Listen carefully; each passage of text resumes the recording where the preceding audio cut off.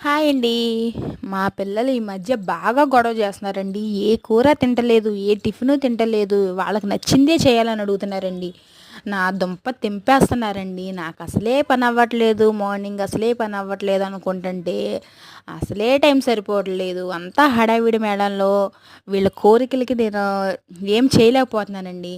సరేలే నిన్న వచ్చేమో నేను బెండకాయ కూర చేస్తే తినలేదు. సరేలే ఫ్రై చేసి కొంచెం వెరైటీగా చేసి అయితే పంపించాను కదా!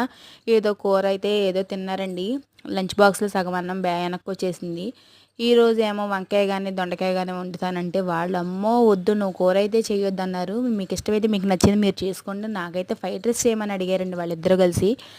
ఫ్రైడ్ రైస్ అయితే సర్లే వాళ్ళు ఇష్టంగా తింటారు. బాక్సు ఇక అన్నం వదిలిపెట్టకుండా తింటారనిపించింది. సరేలే అప్పటికప్పుడు ఇక చేసేదేం లేక కూర వండకుండా కూర పక్కన పెట్టేసేసి ముందు రైస్ వండేసేసి టిఫిన్ ఏసేసి ఫ్రైడ్ రైస్ అయితే చేశానండి. మీ పిల్లలు కూడా ఇంతే చేస్తున్నారా?